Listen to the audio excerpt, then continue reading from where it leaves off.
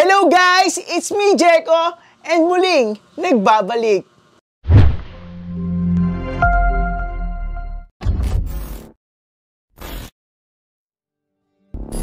Sa bidyong to, gusto ko lang ulit ipaalam sa inyo na meron na akong ulit na bagong business. Muli, ito ay maliit lamang, pero alam kong ikakatuwa nyo rin. After ko ibigay kay mama ang business na pagkakarinderya, nag-isip rin ako ng paraan kung paano pa ako makakuha ng another extra income. Oo, tama. Another extra income. Dahil nga yung karinderya ay dapat sa akin. Kaso nga lang, ibinigay ko kay mama. Paano nangyari yon? Panoorin mo dito. Bago tayo magtungo sa naging plano ko, madaming nagtatanong kung kamusta nga ba ang karinderya ni Mama. Gusto ko lang i-share na hindi talaga pala madali pasukin ang pagbibusiness. Noong una, malakas kami. Pero ngayon, matumal na ang nangyayari. Sa awa ng Diyos, ngayon na ibabangon naman namin ni Mama. Napakahirap yung tipong maglalabas kami ng pera para makapagluto. Ngayon, wala pa sa 50% o hindi man lang umabot ng maayos yung kita namin sa nilabas naming pera. Kaya ang nangyayari, nakakapaglabas kami ng pera na hindi galing sa karinderya. Para matulungan ko na rin si Mama. Pansin ko rin kay Mama na hindi masaya ang nangyayari ngayon. Sa tuwing nakikita ko si Mama na mababa ang benta, nalulungkot ako o naaawa. Dahil gigising si Mama na madaling araw at magpapagod sa pagluluto. Pero at the end, talo. Pero walang magawa kasi ganun ang life. Kaya dito, nakaisip ako ng paraan na what if pagtuunan ko kaya ng pansin ang online paluto. Sa mga di nakakaalam, meron kaming page ni Mama at ang pangalan nito ay Luto ni Baby. Sa mga gusto po umorder online, just direct message lang po sa page namin. Any celebration, pwede nyo kaming kuhain para sa inyong mga handa. Just direct message lang po sa page namin. Okay, simulan na natin. Tara, samahan niyo ako. Ito pa rin ang mga pangarap ko. Dito sa business na to, reminder lang, hindi lang ako ang nagmamay-ari neto. Meron akong partner o katuwang, o kaya kung tawagin natin, business partner. Hindi ko na para ipakilala pa sa inyo, bagkus gusto ko lang siya manatiling pribado. Okay, sabihin ko na kung ano ba ang bagong business ko. Ang business na itatayo namin ay mini donuts. Oo, marami nang gumagawa nito at ito ay madalas nyo ring nakikita. Pero sabi nga nila sa business, kung marami kang kagaya, gumawa ka ng paraan para maiba ka. So paano nga kakaiba yun? Gusto mo malaman? Wait nyo kasi, mag-antay kayo, panoorin nyo hanggang dulo. Let's go! Paano nga ba namin nasimulan ito? Tara, dumako tayo sa una naming naging plano. Nag-usap kami ng business partner ko about dito. Una, siya talaga ang nag-alok sa akin sa gantong business. Nung una, umayaw ko kasi nga, parang di siya pasok para sa akin. Nakalipas ang ilang araw, dun ako nag-decide na ituloy ang mini donuts.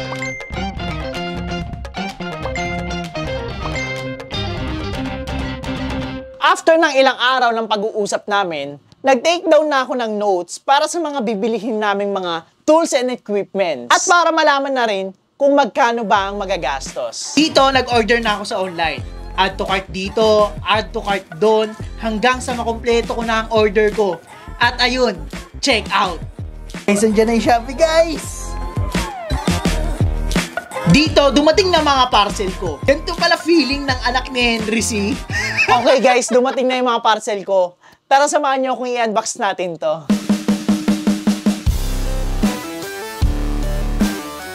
So ayan guys, dumating na yung mga parcel natin! So ayan, masyadong malayo kasi nga parang malakas siya nakikita ko sa camera eh, nagpupula. So ayun na nga, let's unboxing guys. So samahan nyo ko i-unbox itong mga pinamili ko sa Shopee, sa Orange app, dahil ito yung mga gamit natin para sa mini donuts. So let's go! So ito una natin bubuksan.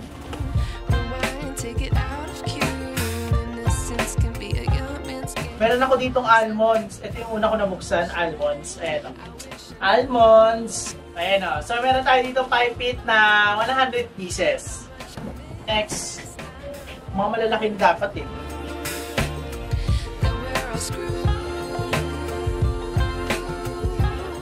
Wow! So this is it guys! O, pa?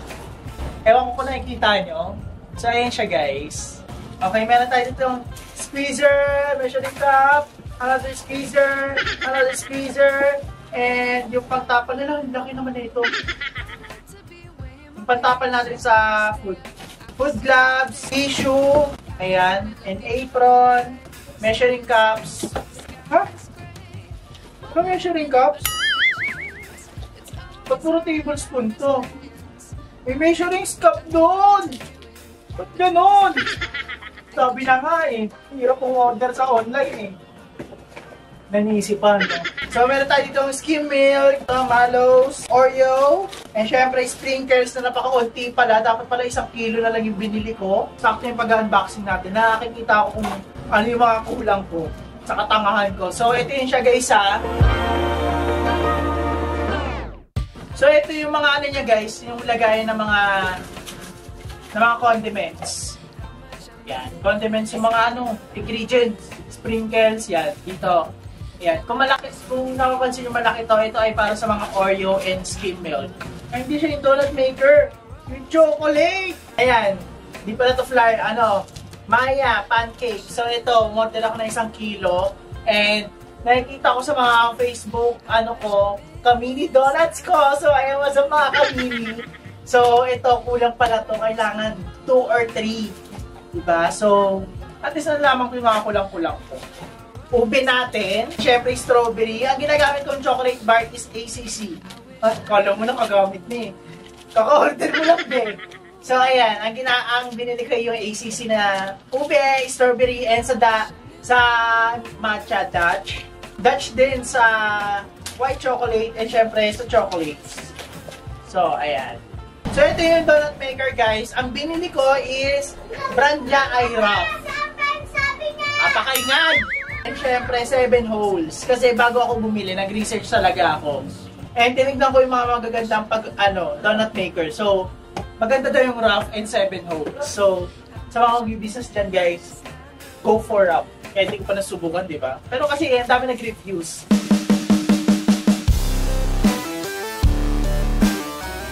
So, look at my setup guys. Ayan. So, dito meron tayong 7 holes na Ruff. Ayan. Yung donut maker natin. Ayan. Dito na yung rack, yung mixing bowl. Ayan. Andito na rin yung mga ingredients. And syempre yung mga packaging natin. And squeezer. So, ito na rin yung mga ingredients natin. Mga pang flavor. This is it, Pansit! How to make a mini donut. So, ayan, magta-try and error tayo dito sa ating mini donuts. Naway, sa unang timpla, makuha ko kagad kasi ang mahal ng mga bilihin, day. Ang mahal ng mga ingredients. So, ngayon, umpisa natin sa pagtimpla ng ating pancake. So, ngayon, umpisa natin sa pagtimpla ng ating pancake. So, ngayon, gagawa tayo ng pang mini donut natin. Dito natin ilalagay sa donut maker. So, ngayon, samahan nyo ako, guys. Let's go! So, ayan, ang hirap kumuha ng angle, no? Pero ngayon, umpisahan na natin siya sa pagtimpla ng ating hot cake. So, gagamitin natin dito ay Maya. And syempre, gagamit tayo ng itlog at evap. So, let's go!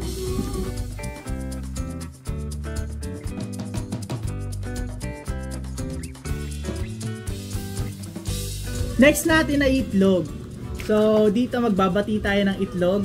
2 itlog gagamitin natin kasi small to eh. Ang ginamit doon medium. So, isa lang yung ginamit niya.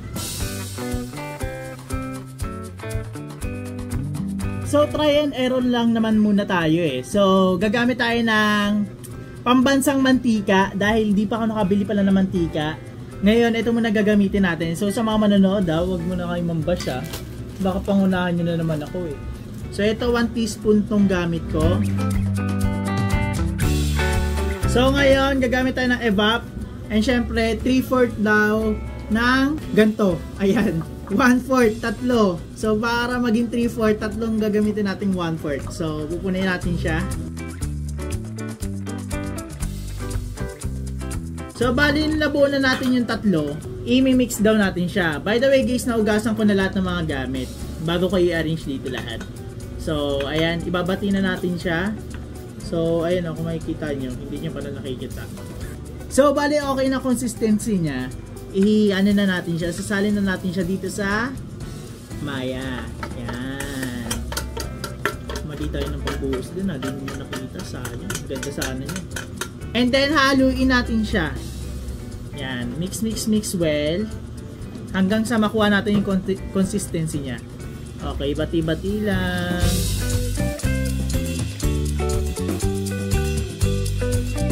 So yan guys, nakuha na natin yung consistency niya. Wow! Wow! So ngayon, sasali na natin siya dito sa ating squeezer.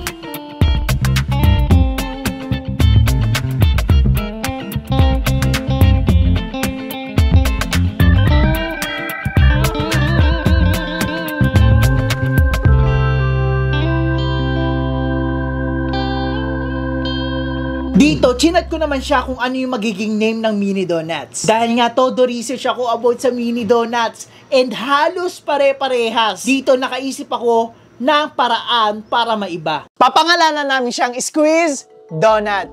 So dahil nga pare-pares lang ng mini donut, so dito na pumasok sa isip ko na lagyan ng something new. Something, alam niyo yun, trademark. Kaya Squeeze ang pinangalan namin kasi meron tayong Squeeze na trademark. So meron kaming gagamitin which is yung pipit. Pipit ba tawag doon or pipit? Ito, anong tawag dyan? Basta, okay na yan. Pipit ata tawag dyan. Ito yung may mga laman na flavors para i-squeeze mo na lang siya para lumabas yung feeling. Ngayon, samahan nyo naman ako gumawa ng profile pic and cover photo para sa ating Facebook page. Para ma-like and follow nyo na rin. And syempre, isi-share nyo na rin yan. Please!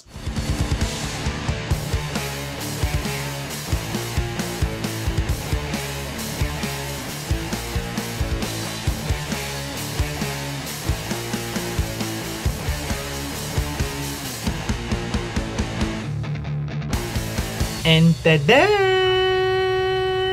Grabe, hindi ko inakala na makakagawa ng gantong logo. Tingnan nyo.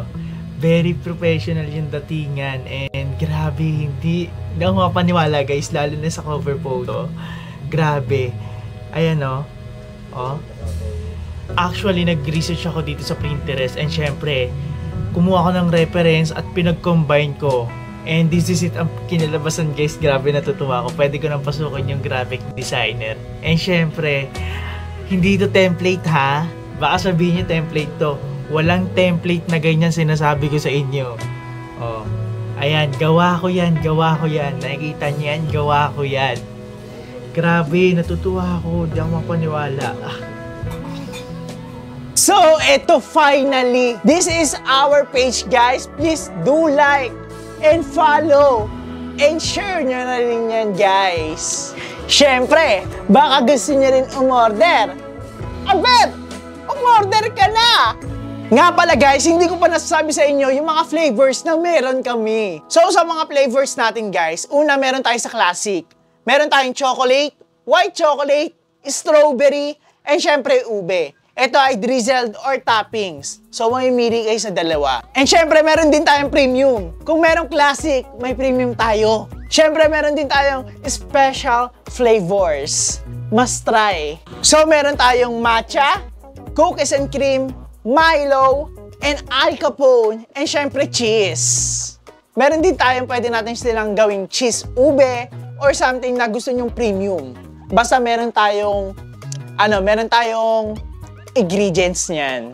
And guys, actually marami talaga kaming premium flavor. So, ayun lang yung inilagay ko muna dahil yung iba wala pa akong mga ingredients yun. Hindi ko pa nabibili dahil kinulang tayo sa budget. Pero by the way, ito yung mga ibang premium flavors niya na hindi pa naka-include doon. So, meron tayo ditong chocolate strawberry, and syempre Nutella, and KitKat, and syempre tiramisu, and Biscoff. So, yun pa yung mga iba nating premium flavors na wala pa dun sa final menu natin. Dahil nga, yun pa lang yung mga nabibili namin ingredients. Yung mga nabanggit kong premium na etong chocolate, strawberry, Nutella, KitKat, tiramisu, Biscoff is wala pa dahil kulang nga tayo sa budget. So, that's end our vlog guys. Maraming salamat dahil andyan kayo and syempre nanatili kayo nakasuporta sa akin. Maraming salamat. Hindi man ganun kadali ang mga nangyayari sa akin ngayon, pero alam kong dadating at sasang-ayon din sa akin ang panahon. Walang madali sa mundo. Yung madaling makuha, yun din ay ang mabilis mawala. Kaya maraming salamat kahit na hindi na tayo active sa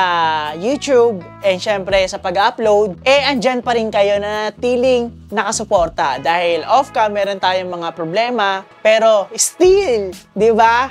Andyan ka, andyan kayo, marami pa rin kayong sumusuporta sa akin, kaya patuloy pa rin akong gumagawa ng ikakasaya ko and syempre ikakasaya nyo. At syempre, para mapasaya kayo. Diba?